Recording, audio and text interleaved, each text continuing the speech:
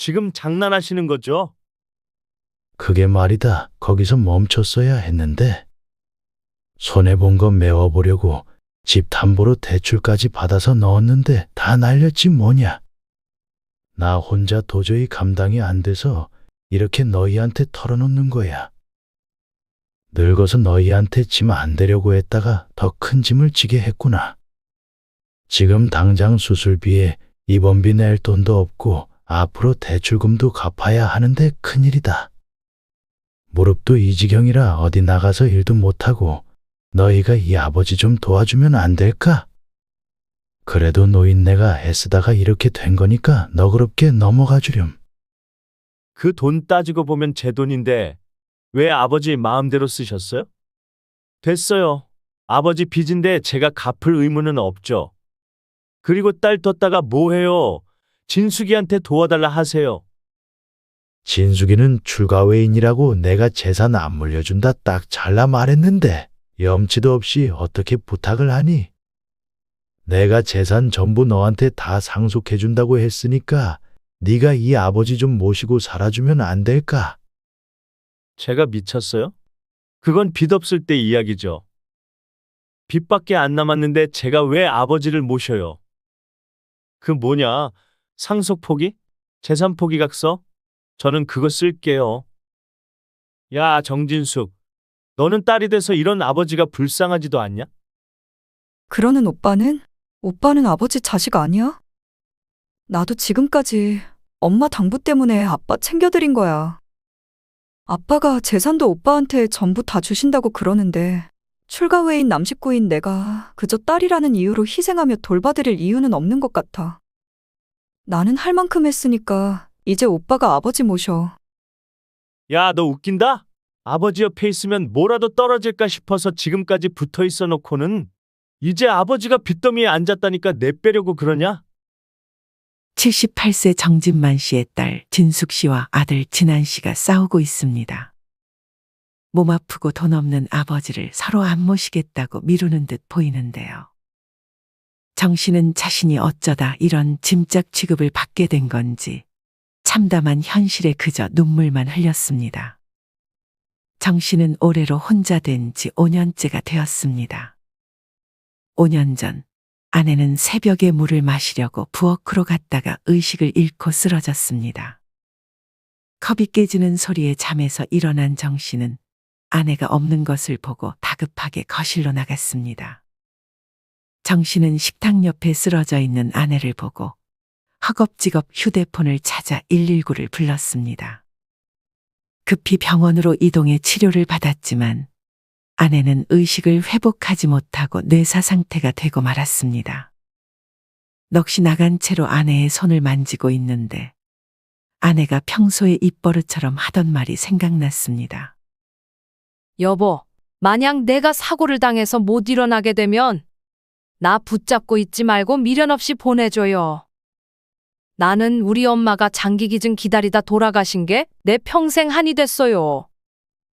그러니까 살 수 있는 사람들한테 내 장기 기증해줘요. 그게 내 마지막 소원이에요. 에이, 이 사람아, 말이라도 그런 말 함부로 하지 마. 당신 칠순되면 둘이서 여행 가기로 해놓고 왜 사람 불안하게 그런 말을 하고 있어? 그러니까 그때까지는 꼭 살아. 하지만 아내는 정 씨와의 약속을 저버리고 먼저 떠나고 말았습니다. 막상 일이 닥치자 정 씨는 연명치료를 해서라도 어떻게든 아내를 조금 더 붙잡아 두고 싶었습니다. 그렇게 일주일이 지나고 병원에서 연명치료를 중단하는 게 어떻겠냐고 정 씨에게 물었습니다. 이 말을 같이 들었던 딸은 엄마에게 더 이상 희망이 없는 것 같다며 엄마의 마지막 소원을 들어주자고 했습니다. 그렇게 아내는 심장, 폐, 신장 2개를 기증한 뒤 4명의 생명을 살리고 세상을 떠났습니다. 그렇게 3년이 흐르고 아내가 살아있었다면 70이 되던 해에 정 씨는 자식들에게 엄마도 기릴 겸 다 같이 여행을 가자고 했습니다. 정 씨는 여행 비용 전부를 자신이 내겠다고 했고 자식들에게는 편하게 몸만 오라고 했습니다. 하지만 아들 내외는 바쁘다며 고민도 않고 단칼에 거절했습니다. 딸도 회사 일에 집안일에 바빴지만 서운해하는 아버지의 모습에 거절하지 못했습니다. 그렇게 정 씨는 딸 내외와 함께 여행을 다녀왔습니다. 정 씨는 아들도 아들이었지만 딸이 태어났을 때 정말 기뻤습니다. 성품과 외모 모두 아내를 똑 닮은 딸이 너무 예뻐서 어디를 가나 딸 자랑을 했습니다. 아들은 작은 부탁이라도 하면 퉁명스럽게 짜증만 냈지만 딸은 항상 웃으며 받아줬고 귀찮은 부탁도 군소리 없이 들어주었습니다. 진수가 아버지가 핸드폰으로 뭘 좀 사려고 하는데 안 바쁘면 와서 알려주지 않을래? 진수가 컴퓨터에 막고랑 바둑 로그인이 안 되네. 무슨 비밀번호를 변경하라고 그러는데 주말에 박서방이랑 한번 오지 않을래? 그렇게 정 씨도 자연스럽게 딸에게 부탁하기 시작했고 정 씨가 하는 부탁은 전부 딸과 사위의 몫이었습니다. 하지만 그렇게 딸에게 의지하는 정 씨였지만 자신이 살아온 환경 때문이었는지 재산은 무조건 아들에게 물려줘야 한다는 생각을 가지고 있었습니다. 정 씨의 부모님은 자식을 6이나 낳으셨지만 재산은 모조리 막내 아들인 정 씨에게 물려주었기 때문입니다. 5 누나들 또한 그런 부모님의 결정에 아무 불평도 하지 않았기 때문에 아들에게 모든 재산을 물려주는 게 당연하다 생각했습니다. 자신에게 잘하지도 않고 매번 사고만 치고 다니는 대책 없는 아들이었지만 그럼에도 불구하고 정 씨는 아들을 더 챙겨주고 싶은 마음이었습니다. 반면 딸은 출가 외인이고 딸한테 재산을 주면 사위한테 주는 것 같은 느낌이라 딱히 챙겨주고 싶다는 마음이 들지 않았습니다. 사위는 사위대로 사돈댁에서 받을 재산이 있을 거란 생각에 걱정을 하지 않았던 것이었죠. 이건 다른 집 부모들도 마찬가지일 거라 생각하며 대수롭지 않게 생각했습니다. 하지만 얼마 뒤 이런 정 씨의 생각에 금이 가게 되는 사건이 일어났습니다. 아내 기일날이 되어 초를 사들고 현관으로 들어오는데 신발을 벗다가 며느리가 통화를 하는 소리를 들었습니다. 그런데 정 씨가 들어오는 소리를 못 들었는지 계속 통화를 했습니다. 제사 음식? 내가 미쳤어? 이걸 손수하고 앉아있게? 시장 반찬 가게에 돈만 주면 다 만들어주는데 요즘 누가 집에서 제사 음식을 만들어? 분명 자기가 다 만들어 왔다고 했는데 어디서 사온 모양이더라고요. 뭐 요즘에 제사 안 지내겠다고 따지는 며느리들도 많다고 들었기에 그래도 제사 지내러 온 것만으로 감사하다 생각했습니다. 며느리에게 고생한다며 용돈이라도 챙겨줘야지 하고 조용히 방으로 들어갔습니다. 하지만 며느리의 다음 말에 정 씨는 방에서 나올 수 없었습니다. 재산? 노인네가 딸을 그렇게 이뻐하면서도 옛날 사람은 옛날 사람이더라고. 재산은 또 아들한테 다 줘야 한다시네. 내 말이 그러니까 전에 남편이랑 아가씨 불러다 놓고 말하더라니까. 딸은 출가 외인이니까 재산 일절 안 주고 시골의 땅이고 지금 집이고 전부 우리 남편 준대. 응, 그래. 나야 뭐 아버님이 그렇게 하신다는데 내가 굳이 나서서 거기다가 입댈 필요가 있나? 나중에 그게 다 내 돈 될 건데 그냥 가만히 있었지. 그래, 그러니까 말이야.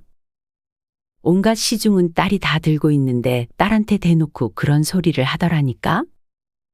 내가 딸이었으면 그 자리에서 없고 난리 났지. 그래서 우리 집 그 인간이 아버님 재산 믿고 수시로 사업해서 말아먹고 완전 지 멋대로 사는 거 아냐. 그래, 그 덕에 나도 아버님 신경 안 쓰고 편하게 살고 있고 좋지. 뭐? 나중에 모시라고 하면 어떡할 거냐고? 어후, 얘 생각만 해도 끔찍하니까 그런 말은 하지도 마. 만약 모시게 돼도 며칠 열심히 돌보는 척 하다가 남편한테 못하겠다 죽는 소리 하면 되지. 그리고 어차피 나이 들면 치매 오게 돼 있으니까 그럼 요양원이든 병원이든 어디든 보내면 되지 않겠어? 예, 아무튼 그것보다 이번 주 골프 필드로 나가는 거 안 잊었지? 내가 쏘는 거니까 잊지 말고 꼭 와. 웬 돈이긴. 저번에 아버님이 정우 대학 들어갔다고 100만 원 주셨거든. 그래, 그러니까 일요일 날 재밌게 놀아보자고. 며느리의 통화의 정신은 너무나도 황당하고 기가 막혔습니다. 그동안 정 씨는 친구들이 하는 말을 귀담아 듣지 않았습니다. 자식들한테 내 재산 얼마나 있는지 절대 말하면 안 된다. 관뚜껑 닫히기 전까진 손에 꼭 쥐고 있어야 한다.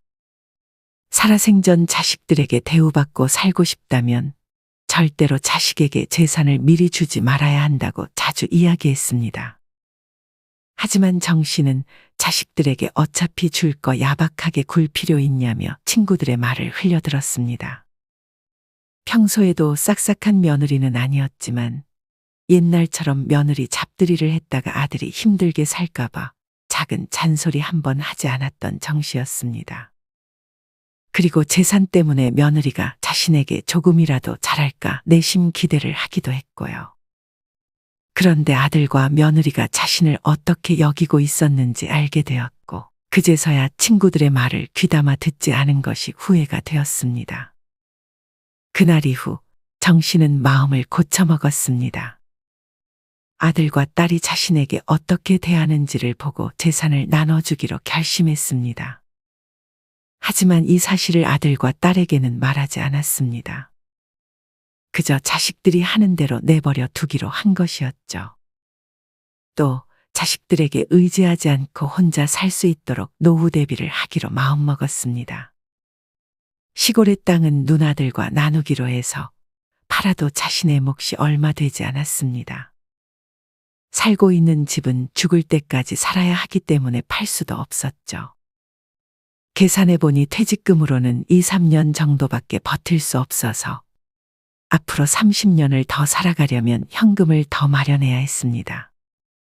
그래서 정 씨는 남아있는 퇴직금으로 투자를 하기로 마음먹었습니다. 주식을 해보려고 골머리를 앓던 중에 친구로부터 솔깃한 이야기를 들었습니다. 얼마 전에 새로운 종목으로 큰 돈을 벌었다며 친구들에게 자랑을 하고 다니는 거였죠. 정 씨는 친구를 귀찮게 쫓아다니며 물어보았고, 그 이후 남아있던 퇴직금을 모조리 주식에 넣었습니다. 하지만 주식은 매일 곤두박질 치기 시작했고 막심한 손해를 보고 말았죠.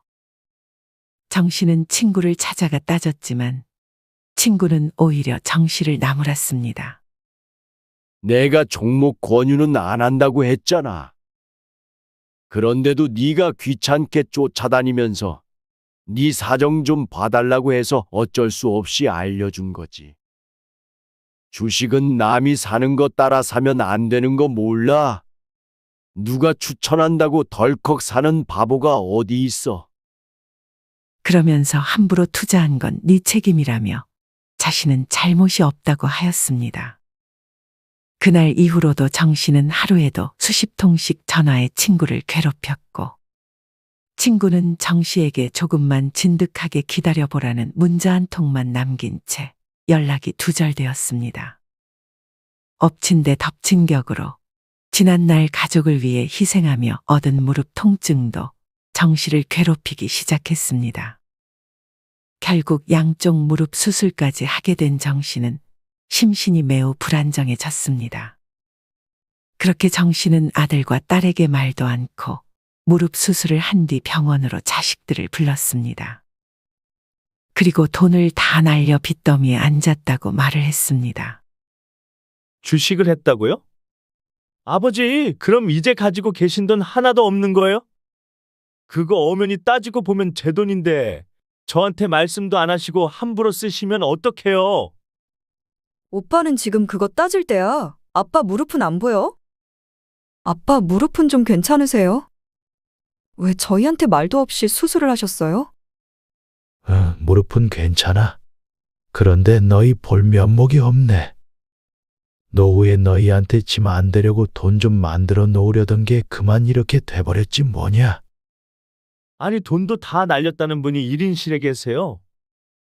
병원비는 어떻게 감당하시려고 1인실을 쓰시는 거예요? 내가 거동도 불편하고 화장실 가다가 용변 실수도 할 것 같아서 간호사한테 사람들 없는 1인실로 해달라고 말했지. 용변 실수 부끄러운 줄 아시는 분이 전 재산 다 날려먹은 건 안 부끄러우세요? 됐고, 그럼 시골 땅은요? 그건 안 건드리셨죠? 시골 땅 너희 고모들이 돈이 필요하다 해서 팔아서 네 고모들한테 나눠줬어. 그리고 시골 땅은 처음부터 내 거라고 생각한 적 없다. 그런데 그것보다 더 큰 문제가 있는데 더 큰 문제요? 그게 뭔데요? 그게 말이다. 거기서 멈췄어야 했는데 주식 손실된 거 메워보려고 집 담보대출까지 받아서 넣었는데 또 다 날려먹었지 뭐냐. 무릎도 이 지경이라 밖에 나가 일을 할 수도 없고 나 혼자 감당이 안 돼서 너희한테 사실대로 얘기하는 거야. 미안하다. 너희한테 도움은 못 줄 망정 집만 돼버렸네.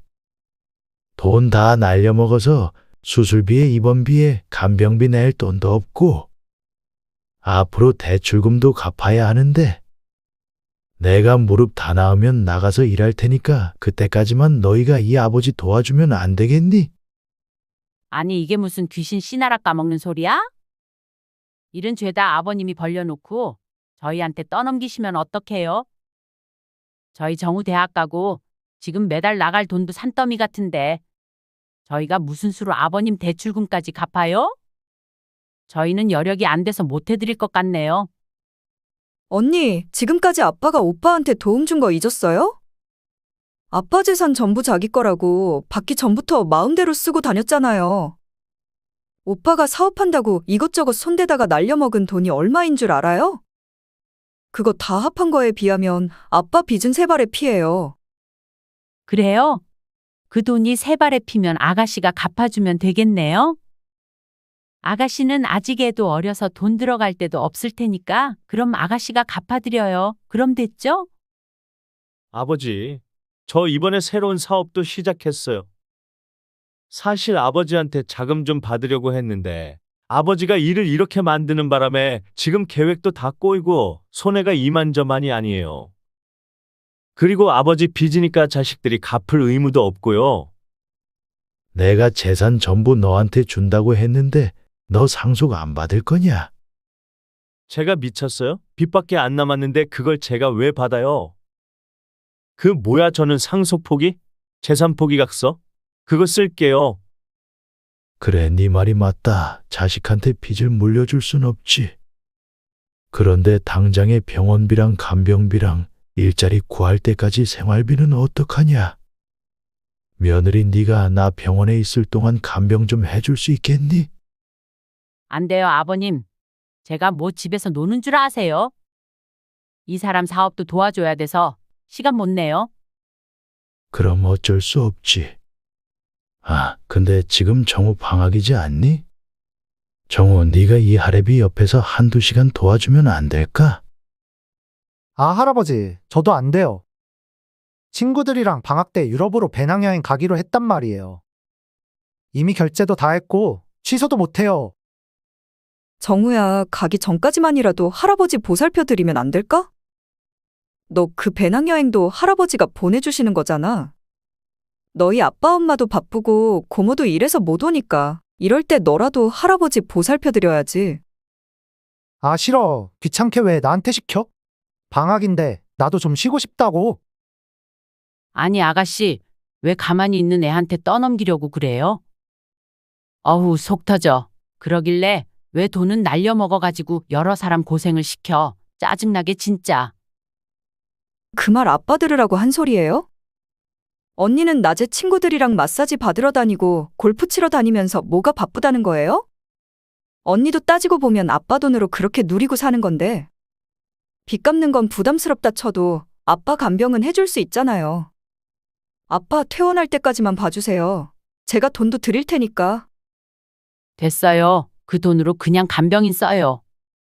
안 그래도 귀찮아 죽겠는데 내가 지 친구도 아니고 어디서 오라가라야. 참고 있어주니까 지금 싸우자는 거예요. 뭐예요? 됐어요. 저도 오빠랑 언니 도움 필요 없어요.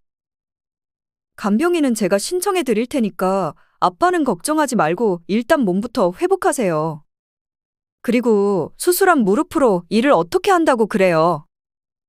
제가 집 사려고 모으던 돈이 있었는데 일단 그거로 급한 불부터 꺼봐요. 야, 너 돈 좀 있나 보다? 근데 너는 왜 가치도 없는 데다가 돈을 쓰려고 해? 자고로 돈은 가치 있는 곳에 써야 하는 거야.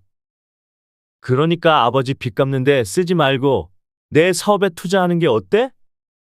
이번에 진짜 확실한 사업이거든? 오빠 너는 진짜 너밖에 모르는구나.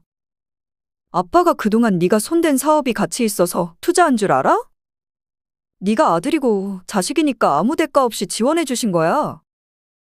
그만두래. 아들 키워봐야 아무짝에 쓸모없다더니 옛말 틀린 거 하나 없네. 사실 내 재산 그대로 다 있다. 주식도 오히려 더 올랐어. 내가 빚더미에 앉았다 그러면 너희가 어떻게 나오는지 보려고 거짓말 좀 해봤다. 그럼 일부러 저희 테스트하려고 거짓말 하셨다는 거예요? 아, 진짜 아버지. 난 또 진짜로 재산 다 잃은 줄 알고 식겁했잖아요. 왜 사람을 놀래키고 그러세요? 그럼 시골 땅이랑 지금 집이랑 전부 그대로 있는 거죠? 아버지, 또 제 돈 함부로 쓰시면 안 되니까 올해 안에 전부 다 제 앞으로 증여해 주세요. 그게 마음 편할 것 같아요. 저우 저런 것도 자식이라고. 넌 방금 내가 한 말 어디로 들은 거야? 아유 참, 아버님, 장난이 너무 심하시잖아요? 저 진짜 깜빡 속았잖아요? 그리고 아까 말씀 못 드렸는데 물려줄 재산도 없으시면서 며느리한테 돌봐달라고 하면 남들한테 욕먹어요. 뭐? 그럼 너 다시 한번 물어보자. 지금은 나 돌봐줄 거냐? 물려줄 재산 그대로니까 너한테 간병해달라 해도 되겠지? 근데요, 아버님, 요즘 세상에 며느리가 시아버지 간병하는 집이 어디 있어요? 돈 있으니까 그냥 간병인 쓰세요. 너 원래도 나한테 잘하지 않았지만 어른 공경할 줄도 몰라? 네 부모한테도 이렇게 해. 아버지야말로 돈으로 사람 간보면서 저희 테스트 하시면 안 되죠? 자식을 어떻게 보시는 거예요? 뭐로 보긴? 이 호랑말코 같은 놈아. 너는 정말로 눈에 뵈는 게 없는 놈이구나. 나도 너 같은 아들 필요 없으니까 앞으로 돈 달라 전화하지도 말고 찾아오지도 마. 아무리 부족한 자식이라도 부모로서 보듬는 게 마땅하지만 정 씨는 더 이상 아들의 행동을 용납할 수 없었습니다. 아들과의 신뢰가 무참히 깨지는 순간 마치 부서진 유리 조각처럼 정 씨의 마음속에 날카로운 상처가 남았습니다. 병실의 딸과 단둘이 남은 정 씨는 딸의 얼굴을 보자 먼저 간 아내가 생각이 났습니다. 여보, 오늘 진숙이 보는데 당신이 돌아온 줄 알았어. 그동안 내가 진숙이는 신경도 못 써주고 내가 참 바보 같아. 진숙아, 여기 앉아봐라. 응? 아빠 무슨 할 말 있어?